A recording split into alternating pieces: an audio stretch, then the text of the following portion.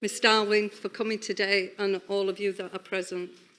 This is an issue which has touched thousands of families across Kirklees and the UK, and it is a conflict that we witness in horror. Since the beginning of the conflict, Kirklees Labour Group has been outspoken in calling in the end of hostilities, which is killing civilians, and for over a month it's been calling for a ceasefire with hostages released, aid delivered, civilian life protected, and an immediate talks to resume on delivering a lasting peace that is viable for Palestinians alongside Israel. Indeed, in October, as a leader, I wrote to the Prime Minister outlining our concerns about what we were seeing happening to innocent civilians and Gazans. The siege, like the conditions in innocent Gazans they're living under, is unthinkable, unimaginable, with basic human necessities such as food, water and medicines being withheld. Every day there is a volume of bombing in civilian areas which is killing and injuring hundreds of innocent people.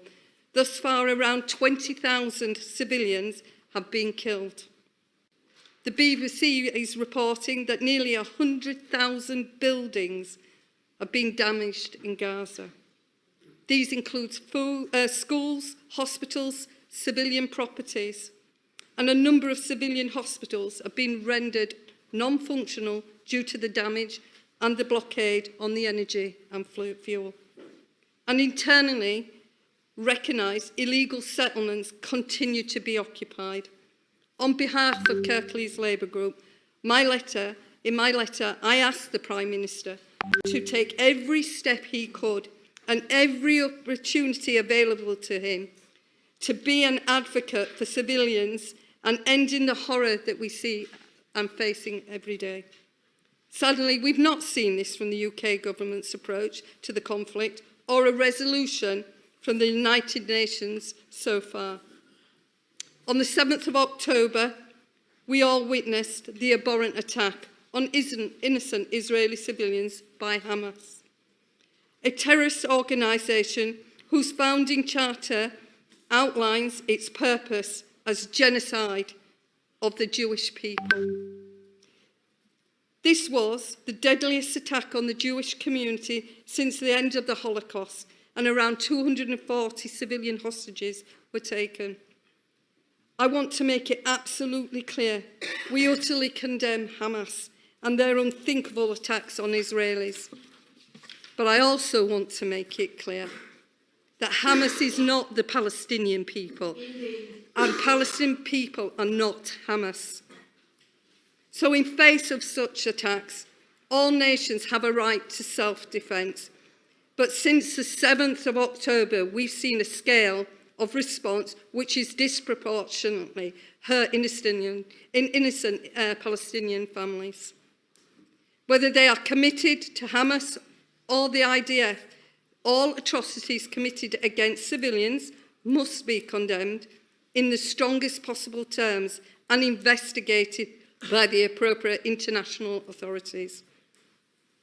The ceasefire that was secured on the 24th and the 30th of November, whilst a number of hostages were released and provided much needed respite for desperate civilians to get aid from agencies into Gaza.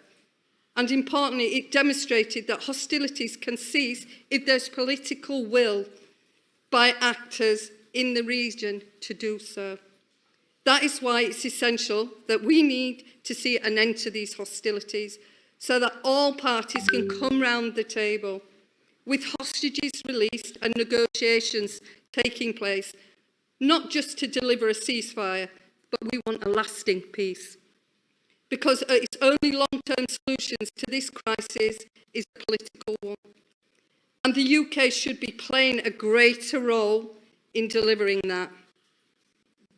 The UK has a historic role in this conflict.